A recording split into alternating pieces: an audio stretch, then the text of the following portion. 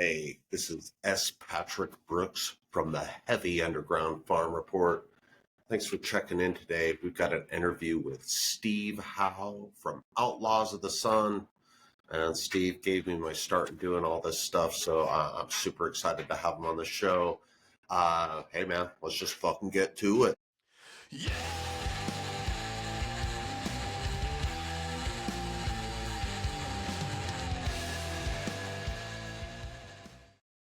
Hey, just really quick, this is S. Patrick Brooks with the Heavy Underground Farm Report, talking to my mentor, Steve Howe from Outlaws of the Sun.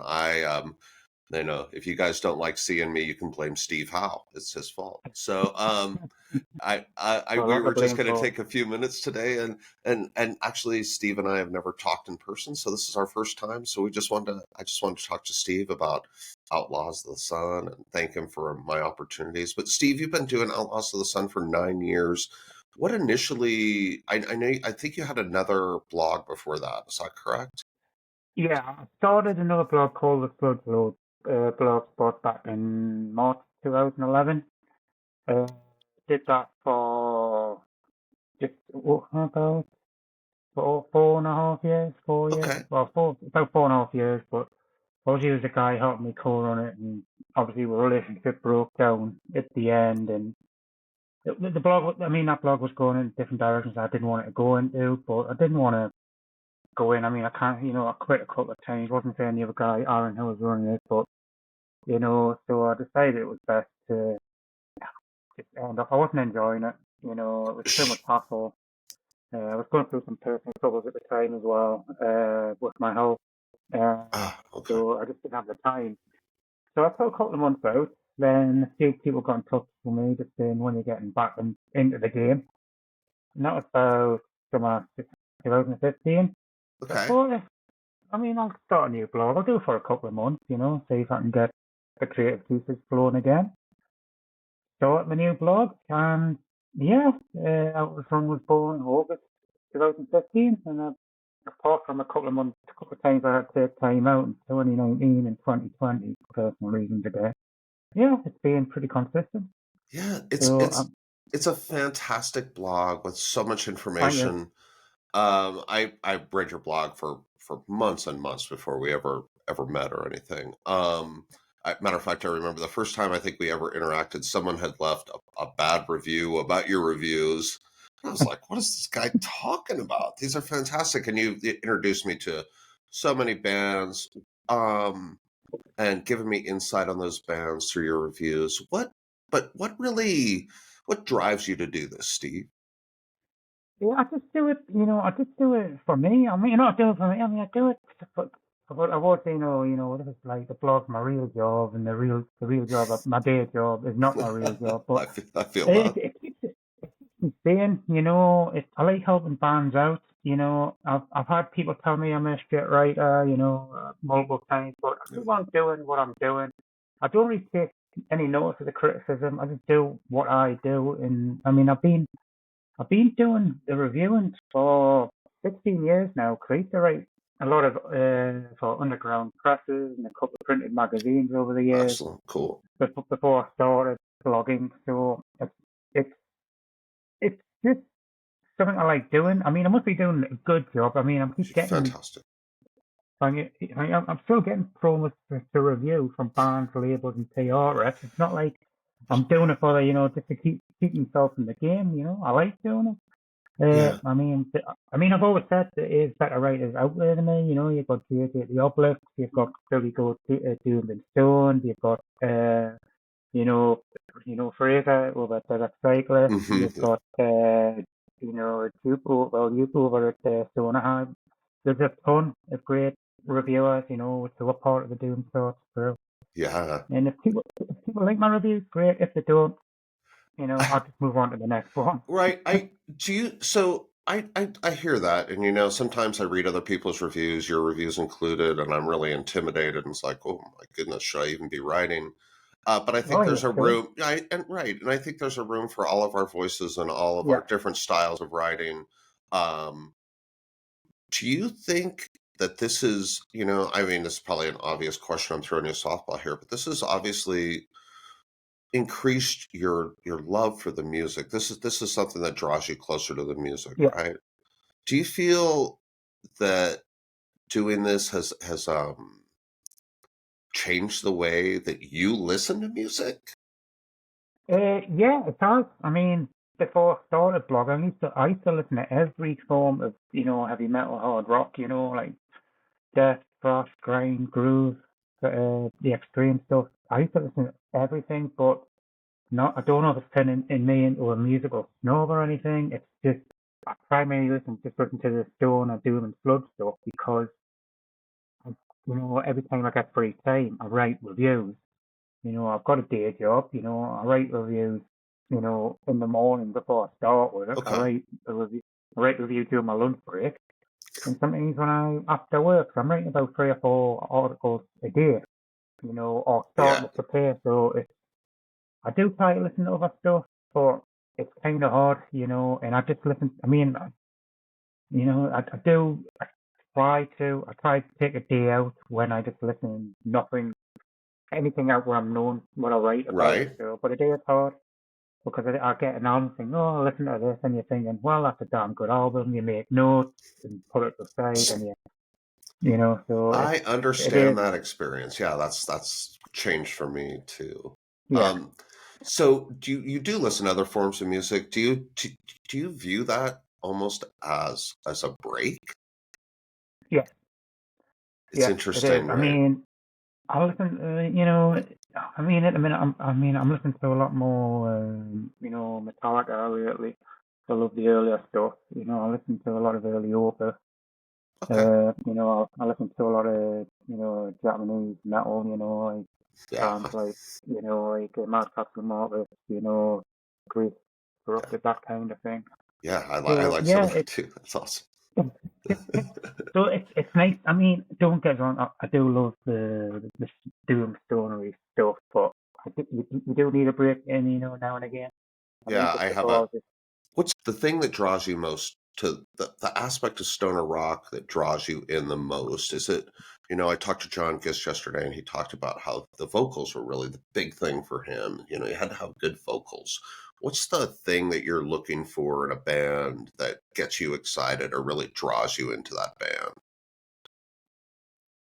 plain simple. It's the riff, Yeah. the riff, the groove. I mean, I've listened to a ton of bands with great riffs but shit vocals, which Mhm. I've never reviewed. I've listened to a great band with great vocals and shit riffs, so Yeah. it's mainly the music, I mean, I'm a huge fan of instrumental music, Same.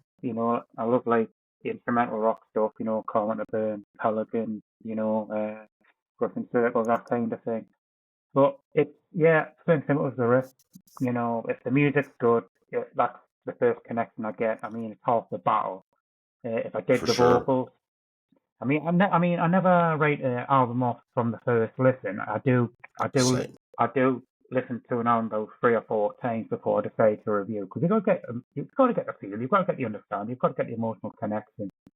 There's no point just listening at one time and just done and dusted because you couldn't, you miss things, Sure. within. I mean, the most recent one was the new Agents record.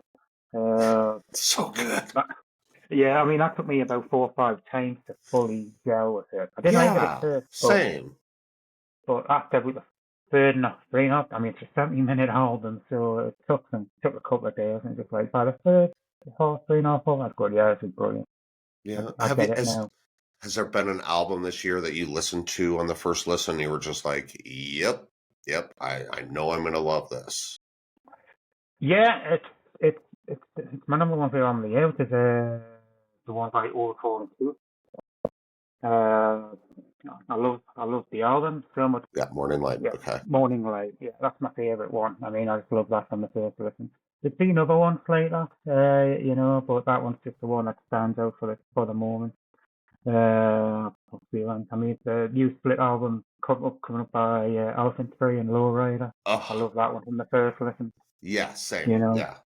yeah, New Elephant Tree. I'm down with that anytime. yeah, So, yeah, for me, most recently, I think I was like 4 seconds or 5 seconds into the new Cyclonia album, and I Yeah, was like, yeah, oh yeah, I want to listen to this over and over again. So, yeah, it's yeah. always Great exciting when album. that happens. Yeah. Sunil Singh talked about how he likes to listen to music at loud volume. Often. How about you? Do you listen to? Do you like to crank it up, Steve, or do you like to listen at a reasonable volume while you're doing reviews? If if I'm indoors, I mean, I've normally got my earphones on. It's at a respectable middle-aged type for an old man volume. But if I'm if I'm outside going for a run or a walk, I crank it up because it just blares out the traffic, And I mean, obviously, because the ANC on my earphones isn't as good, so I don't go too high. I think I go up to about volume 50, 55 on my MP3 play. I think it goes up to 120, so it's not that bad. Yeah, But yeah, but I mean, sometimes if I've had a really shitty day at work, I do put an aggressive album on and just let it rip. yeah, Yeah, same. sometimes you have to.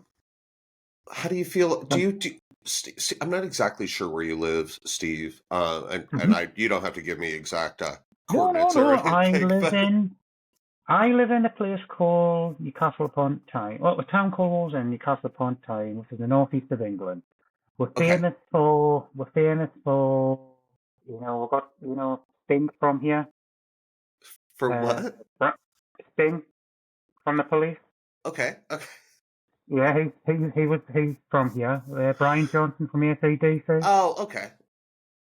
Uh, Uh, if right on. if you want more heavy metal credentials, the band Yeah. Venom came from here. Okay. Oh, all right. And That is fantastic. So, do you still get out and see a lot of live music? yeah, and now and again, yeah. I mean, we don't get many stoner-based bands up in where I am. I mean, we did last week when I went to see The Obsessed Oh, yes, that was a good last show. week. Yeah, it was Oh, excellent. And it was same was I mean, the worst could be in a bigger venue. Was could be playing like the University Hall, but the promoter didn't do the job, so the show got downgraded to a 200 capacity venue. It was probably the lowest um, attendance on the UK tour. But it was a great gig, excellent gig. I mean, the support was ritual king. oh, But excellent. uh, Yeah, we saw so when I we saw mean, him here. That Howlin' Giant and Gozu opened for him, and it was oh a great nice, show. Yeah, it was very fun. It was very fun. yeah. Look, I love Howlin' Giant. So Uh, do you said you try to get out for a few shows when you guys get them. Um, yeah, yeah.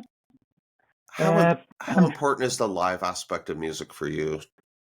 Do you have a but craving to go see it? I do when I can. I don't go as much now because I've got family. I've got care and family commitment with my Oh, dad and brother. So when when it's fit, it's the fun. I've got it. oh You know, yeah, the yeah, pub. yeah. But I do. I mean, I do get good gigs. I mean, me and my brother are going we're going to see Elephant Free So 2 weeks time. jealous. So Cause, jealous. 'cause- but we're traveling for that. We're going down to Sheffield. Okay, Chef. And then 2 weeks after that, or a week and a half after that, we're going up to Glasgow to see some band called Monster Magnet. Never Oh, heard of them. I've heard of those guys. Yeah, I Yeah, heard they're yeah, going to be pretty good. I heard they're going to like yeah, probably be yeah, influential on the scene. yeah. That's exciting. That's It totally is. exciting. Well, I love Steve, Monster t Magnet. have you oh my gosh, the man's name's escaping me, the singer for Monster Magnet, but Dave Window. yes, thank you. Have you interviewed Dave before? I haven't. I've met him once. You've met him Uh, once. I was Excellent. supposed to interview him on the last UK tour. I think it was 2017. I traveled down in Leeds. Oh, you Uh, got it. I was supposed to interview him, the guitarist, but apparently the interview got cancelled at the last minute. Sure. Uh, so I'm trying to interview him for this tour. I'm still waiting to hear back. Oh man, I hope you get I would love to hear that. How do you feel about the interviewing aspect of this job that we're doing, our real job? Yeah, I mean, most of the time do now. I mean, I do most of my interviews. I mean, it's mainly about 80% emails, 20% Skype. It's just when I got the time. So I mean, this is quite a rare thing for me to do this because I'm normally out and about with my dad on the Sunday, but he's unwell at the moment. Uh, but I do like interviewing. I mean, I used to do a lot of face-to-face interviews. I've interviewed dozens of live actors over the years. Yeah, you told me Gone to you York. interviewed Brant, yeah, several times, like 14 times or Uh, something crazy like that, yeah, right? yeah. I mean, face-to-face about four or five times, but on Skype, about a dozen times, yeah. All right, I'm going to ask you, Uh, do you have somebody that you've interviewed before that you just think back and you're like, man, that was my best interview. I just nailed it. that's a good question. Let's have a think. Let's have a think. Or even just a couple favorites that you were just like, wow, I'm really glad I got to talk to that guy. Yeah, I mean, one of my all-time favorites, because I consider my friends and we chat all the time, is Marty, the drummer from Stigmatics. Yeah. I interviewed him a couple of times, and we did it one about a few years ago, and we talked about how. It's probably from the blog. I'll send the link later. It's from about discussing how he started in his career Yeah. uh, over the last 35 years of his drumming career and where he's got started there. I thought it was a great one. There was another one that I did with, I don't know if you know him. Obviously you've heard the band called Torch. Yes. Yes. Yeah, well, I've interviewed one of their old guitarists, and Andrew Eisner. Okay. Because I interviewed him because I've met him twice when Torch has been on UK tours. And he started another band a few years ago, and I asked him what happened with Torch, and Yeah. he was quite frank what happened. I said, look, you don't have to answer this. I'll just move on to the next question. He says, no, no, no, it's water on the bridge. He's got his new band. He was happy to talk to, and it kind of got picked up by some metal sites, mainstream metal sites. Whoa, and Paul my member told, Yeah. secrets of whatever would happen. I was like, yeah, really, first time I've been in Decibel. But yeah, that was pretty cool. That, But one thing I found, Steve, just talking to bands even before I did this, is that the bands in the scene are really, really open, yeah, really like happy to like I've never had anybody, big time me, no. even if they were in a hurry. What do you think? Do you think there's something about the style of music perhaps, or just maybe the size of the scene that leads bands to being so friendly? Yeah, I think it's obviously being part of the underground. I mean, it's great when bands go further to the mainstream, like with some bands, deservedly so, rightly to get there. Sure. But the bands who are still there, they're always open honest, they like the fan base, they're saying that they'll buy the merch, they'll go to shows. So I think it's just if you want to have a long career within the scene, you probably have to be open and honest with your fans. I mean, I've interviewed bands when I was supposed to interview bands on the day and it says, look, Steve, I've had a good day, can we just forward to a later date? Yeah, that's fine. But I've also heard other bands who I've interviewed where they just don't show up for the interview. No, and it's like, well, are you coming? And it's like, oh, yeah, yeah, we forgot to arrange it later at a later date. It's Yeah. fine, Sure. real life calls. But I think with the current state of scene, I think it's a two-way relationship. The band's got to be open and honest, but also the fans have got to be open and honest as well. That's how I say it as well. That's how I see, you know, mainly with the bands that I support, follow. I travel to gigs. I Yeah. buy the merch. It's Sure. a two-way thing. Yeah, I really love that about the scene. I talked to Sunil Singh a couple weeks ago, and we talked about just briefly about egos in our scene, and then we talked about there not really being like the Freddie Mercury, Axl Rose type dynamic frontmen in the heavy underground scene, really. And I initially thought maybe someone like that would be really good for the scene. And then Sunil was kind of said, I just don't think there's ego present in our scene to make that really happen. Do you think that the scene lacks a dynamic, controversial Sex Pistols, Guns N' Roses type of band, or do you think that we're better off without that? Well, I think if you're looking like, I mean, yeah, I do agree. I mean, there's a lot of brilliant singers out there. Hmm. I mean, it's like if you, I'm kind of glad we don't have like an outrageous showman type kind of thing. I think it's great for the mainstream. Don't get me wrong, it is. No, no, I You agree. know, that, No, I'm interested. Go ahead. I'm sorry to interrupt. yeah, no, not at all. I mean, there is. I wouldn't. I still think there is controversial, rebellious figures in the scene. I mean, if you look at if you're looking like for a Lemmy kind of type figure, you've got Wino, you've got Yeah, Dave Window. I would say Matt Pipe. He's kind of yeah, rebellious. little sleeper. I'm trying. There's bound to be some other. Yeah, I love Fleetwood. That's my favorite stoner band. I mean, I mean, there probably is there probably is controversial bands within the scene. I don't know if my mind's gone blank, or I just haven't focused on that band. I mean, I wouldn't say I kind of stay away from the controversy, or there's any Hmm. I've never seen any controversy within the scene.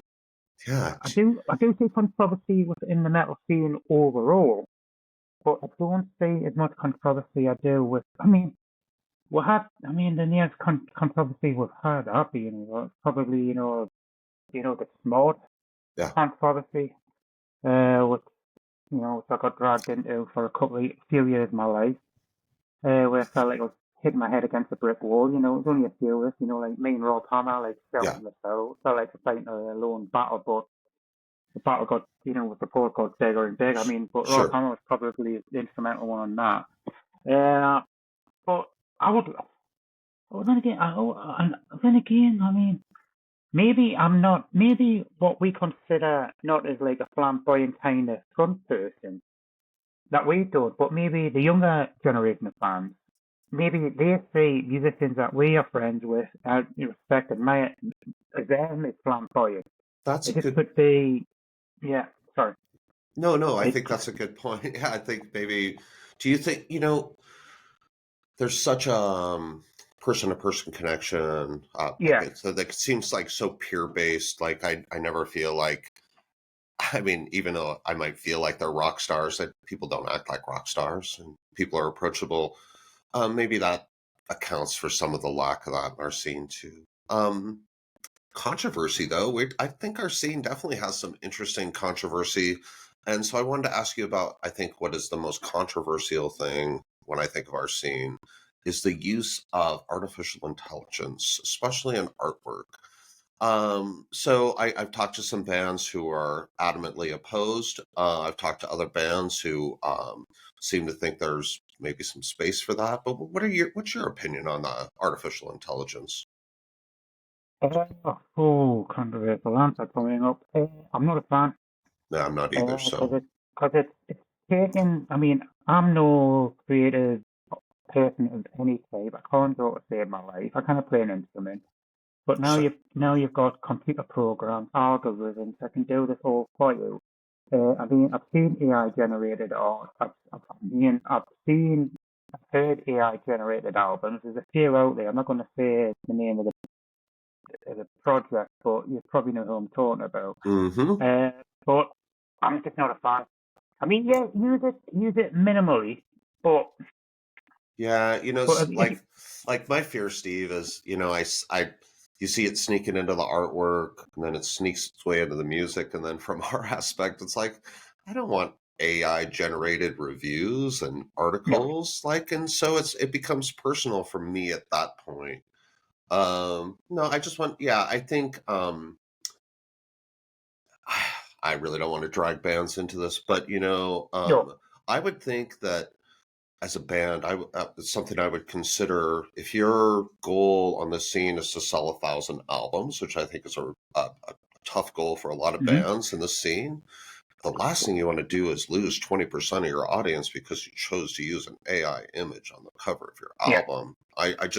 I hope bands see that, especially bands in our scene are the typical struggling artists. Yeah. And so the last thing, I think that those bands should probably be contributing to other struggling I artists, mean, I suppose, I'm sad there's not more camaraderie there. yeah. I mean, I suppose if you're an upcoming band and you've got no money and you've got a rough demo and you want to get it out, maybe, yeah, I mean, I suppose I could, if you're using the AI generated image for an album cover, your first ever release, and you're a band of young teenagers, you know, starting making inroads for your career. Yeah. Yeah, I can see that point of argument. I can, but I'm still dead against it, kind of thing. I know it's a hard one to answer. It is a controversial subject. Yeah, and I don't want But to. I'll tell you another controversial thing. I think in a lot of rock music scenes, um, is a lot of excessive partying and drug use. And for a genre that's known as stoner rock, I really don't see a lot of that either in bands or in the shows that I go to. And I think that's an interesting little dichotomy. Do you have any thoughts on that? well, I know. Yeah, I mean, I wouldn't say it's a view, but I mean, obviously, as you say, the stoner scene is known for its weedy and culture, Hmm. lifestyle. I mean, I don't partake in that. I mean, I just listen to music. I love stoner rock. I've been a fan for over 30 years of it. Uh, but the drug culture and the excessive culture, it's probably not in the forefront as much, but I Yeah. think it's more in the background because I don't know if probably in the UK mainly because the laws are more stricter. Yeah, I mean, you probably don't want to be called out for it or to that kind of thing. Yeah. But it's a hard one. It's a hard one. I mean, I haven't seen Yeah. So anyone so kind of so for over 25 years now. do you It's hard. one thing I really don't like about our scene is the term stoner rock. Yeah. I just think it's a real misnomer because I certainly don't think that you have to partake in smoking marijuana to enjoy this music or any drug. Do you have a term that you prefer, or do you think it's just so ensconced that we just have to, suck it up and live with it? It's stoner rock. Well, I love the term stoner rock. I mean, it's been known as stoner rock since the 70s, in some Californian circles, and obviously maybe the late 80s, early 90s. See what I know what it's got. I wouldn't say bad reputation, but to me, it's more. It's outside the mainstream. It's about rebellion. Yeah. Uh, it's different. Uh, you don't see many stoner rock bands in the mainstream scene. Some bands get there. I mean, I would say if you look at the early recordings of Queens of Stone Age, their first two or three albums were stoner rock, but Yeah. before they turned into the pop that they produce now. Our opinions on music really run really parallel, Steve. I mean, it's launched into, Yeah, launched it. I mean, probably were so innovative between sure. both like the Sleep and Yeah, the Magnet and Joe Man too. But it's obviously, Price is the one that got people interested. They released like a classic catalog of albums in a short space of time, yeah, and then imploded. Um, and then, you've got all the musicians went on to do brilliant things that, got, over the years, with the Oak, John Garcia, Josh Holmes, Homey, yeah. I Nick Oliveri, you it's just it's what a, an amazing group of musicians I've yeah, seen with other bands, and it's yeah, always me as so. well. Steve, you said something a few minutes ago that really made me think. You talked about the growth of the scene, the do-it-yourself type of mentality, there's a lot of parallels between stoner rock and the punk rock scene in my Yeah. eyes. What parallels do you see? What positives and maybe some negatives that you see in the growth of both of those scenes that seem similar to you? Yeah, I think that's a good, a good a good signal, a good part to make. Yeah, they've got a lot of things in common. They were both born out of rebellion. Uh, they were both part of the DIY underground. Yeah, Stoner Rock came in from the Mondo generator parties in the desert. yeah, It's like who create. I mean, you can have the conversation to the end of the day, like who created punk rock. The UK, the US, that kind of thing. But it, it it's been outside the mainstream. But that's what I like. It's our little corner of the world where you don't have the crap from mainstream pop hard sure. rock. This is our little corner. Yeah. It's our turn to be rebellious. If we want to say fuck you to the system, we can do. Do you want If to you want to get out, do you want our music to stay in that corner? Do you? I mean, and here's how I mean that question. I come from the punk rock side of things, and the biggest sin a punk rock band could commit is to become successful, and be on the radio. I remember Green Day on the radio, and people were like, "Aren't you excited about that?" And I was like, "No, I'm horrified. This is horrifying." It's like I don't want to hear punk rock on the radio. Do you? And so I think on one hand, I really want bands to grow, and on the other hand, I think there's part of me that wants to keep it small. That's probably a selfish attitude. How do you feel about that? well, I agree with you. The best answer I can give. I want it both ways. I want us to keep the scene to us, but I also want the band to be as successful as big as they can because it's a limited career. Uh, we've seen bands, go over to the mainstream. You have bands like Red Fang and stuff like that. All them witches, York kind of thing.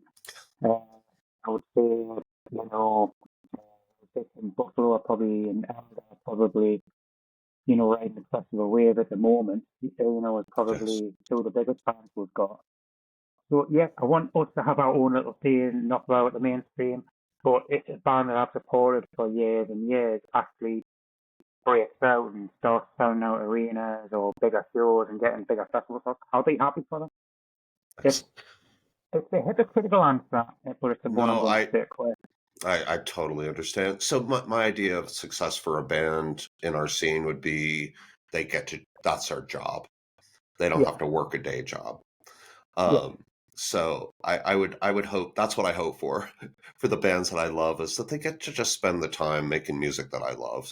Maybe it's a selfish dream for me, but that's I think maybe this is an American thing, but we tend to think of success as you have to be a billionaire or you have to your face has to be splattered across every magazine. And I think to be successful in our scene, that you don't need those things. yeah. I mean, it's the thing I love about our scene is when you go like an underground band, they keep making great record after great record, once every year to 2 years, 3 years. And you've got more mainstream kind of square hits about, like making Tool, it takes them about 16 years to make an album. Yeah. And Yeah, we making can't we a, can't talk we can't talk about Tool, Steve. It's just going to go south if I start. I love early Tool, I just wasn't a fan of the last record. Yeah. But yeah, it's when you've got bands, releasing from our scene, releasing about 4 albums in the space of 6 years, 7 years. To me, that could be classed as success. Bands are constantly touring. And, there's a lot of great bands, who have only released one or two great albums within a 20-year career, but are basically touring off that album. Yeah. And you've got underground bands touring and touring and releasing great records after great records. Uh, What do you, Mhm. yeah, so yeah, there's some bands out there that I definitely wish would release some more material. I'm thinking about Astro Queen, Queen right off the top of my head. But one of the things I've seen over the last couple of years is bands that have taken a pretty long hiatus and then come back and started making albums again. Do you think that's due to maybe renewed interest in the scene, or maybe different exposure that the scene's receiving lately? Yeah, I think it's more exposure. Uh, and I do see a lot of young kids with shows, disillusioned with the conventional attitude. They go to underground. The scene is getting younger, which is great. I mean, I agree. Yeah, yeah, it goes on to the next generation. And that might inspire the next wave of musicians to pick up an instrument and form a band. So it doesn't matter. I mean, it doesn't matter if you're crap at the start. As the saying goes, practice makes perfect. You'll for get sure. better. That's how Absolutely. bands start out. That's a punk rock thing. Do a punk Yeah, band, learn the free chords. Do crappy covers. That's how you do it. I You don't love have to that. learn all the you don't have to learn all the complexities or progressions of bands such as sorry, it's Tool, Mastodon, that kind of thing. Yeah, Just learn what you need to do. I mean, I'm not a musician, but I've been told the same thing again. I mean, Grant Bjork told me the same thing. He says he was just when he was a kid, he was in the garage and just he just sure. I'm sure learned the you've seen French. that growth from your writing. I'm sure if you Yeah, look back at yeah. your writing nine Oh years yeah, ago, it's yeah. a lot different than so. Oh So, yeah, yeah. what do you think, Steve? I'm going to have to wrap this up here in a few minutes, but Yeah, no worries. I want to talk to you about um, what are a couple bands right now that you're just absolutely excited about, and you think they're going to be the next, the big hitters on our scene? Oh well, that's a tough one. It is a tough Um, one, and especially because we both drink from the Doom chart hose, and there's so much stuff out there. But so not necessarily maybe just this month, but over the last year, there's just a band you're like, yep, they're going to be huge. oh bloody hell! I know it's the third album, but you know, I mean, second or third album. I think uh, you said the name before. Bloody hell! I Ancients, forgot the name. Yeah, I think the Ancients are big. I know they do the success that they deserve. Howling Giant. yeah, Think so good. I think they're gonna be and I know the band is released their song the current I think King Buffalo is gonna get bigger and bigger. Do you Uh think King Buffalo is the band? This is the band to me that has the best chance of appearing on my local radio station and running into somebody who knows who they are. yeah, Do you think they've yeah. made the biggest inroads to the mainstream? I think they're on the way, them and Elder, but I mean these bands have been going Elder's a they're good not exactly example. new, they've been going for a while. Uh there's a band from my hometown, I mean you might hear them, which is Pigs Time Seven. Oh, okay. Pigs, I think they're gonna be huge. I mean they're making great inroads in the States. I love it. They're from my hometown. I think they've released about 3 or 4 albums, and they're getting bigger and bigger. Do Uh, you, so it's funny you talked about that. We're talking about the new bands, 3 or 4 albums. I think that's pretty common. yeah, I discover a band, I think generally around their second or third, maybe fourth album. I rarely do I have somebody's first album, and that's where I discovered them. It's usually seems yeah, to be the second or third, probably due to distribution and the lack of radio. Um, but I found that to be an advantage because by the time yeah, I hear a band, they've already done some of that maturing, and then it's more fun to go back and listen to their early stuff. Um, I like So I think that's what impressed me about Cobernoid's album, Steve. So it was so good yeah. right out of Oh yeah, that was a that. great recommendation So from was you. that one was? Did you find that one pretty surprising too? Yeah, I mean, I was expecting like and you said like Frost, singing, I was expecting like a proper metallically Slayer and Frost kind of thing, Yeah, but it's not. It's more like to me it was more like Motorhead doing stoner street punk. That's Yeah. what I thought it was. I thought it was great. I mean, I think, whoa, this is great. I mean, and plus the guys can play. Yeah. I was expecting like a rough and ready kind of approach, but no, they've got the talent to back up, their music. It was a Yeah. great record. Yeah. I mean, I would say that. Yeah. A new record. So I talked to those guys and I was like, you guys need to like be aware that that's a possibility for you. That was super exciting, especially with the first album. Um, and I'm not sure if I've heard another band's first album that maybe Astronauts from Denver, as well. Actually, no, I love that. Yeah. I love that one. Yeah. Yeah. It's very good. Yeah. Um, wow. You know what? Now I'm trying to figure out where I was going with that, Steve. So, Another yeah. I just say that another band that's made a great impression over here in Europe and the UK, just the one album, is, was High Desert Queen. Uh, Yes. they came over off the one album. I think, they did a major tour. I mean, they did two major UK tours, and I've seen them twice on both sets, and they were brilliant. And they went down a storm. They just got bigger, better, and better. I saw them in my hometown in Newcastle, and I spoke to one of my friends in Manchester and London. And they Okay. said, yeah, they came on festivals, and they said they were the band of the festival for them. And so it can happen. They've got a big. I mean, they've got a dedicated fan base in the UK and Europe, in my eyes. That's fantastic. Yeah, High Desert Queen. I'm pretty sure they're playing at Ripplefest. I don't know. The list of Ripplefest Yeah, bands is like 500 bands long, and every time it's like, oh yeah, they're playing it. Gozu's playing there. Oh, Domcraft's playing there. So yeah, Soundtrack's brilliant. I'm headed down there in a few weeks, Steve. So I Cool. definitely want to touch base with you, and we'll hopefully get to talk to some bands and stuff, and Yeah. do an Well, article about the show. I think people would be interested in hearing that.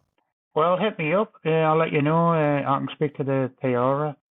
Okay, yeah, I'll definitely Yeah. do that. The perfect band one. And and I appreciate you taking the time to talk to me No today. worries.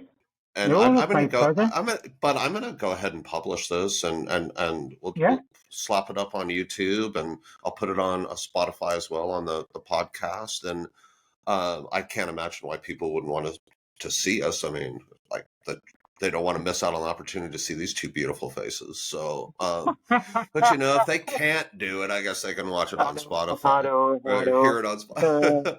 but I haven't got. They but always say I've got a face for radio. oh, I really appreciate you, No Steve worries, mate. Howe. Thank you for me on. Steve Howe from Outlaws of the Sun. This guy, man, he's on top of it. I owe him everything. He's a great guy. No. Definitely get on Facebook, find the blog. Steve's a fantastic writer. Don't miss Thank your you. opportunity to check out Outlaws of the Sun. Thanks again, Steve. I appreciate you. Yeah!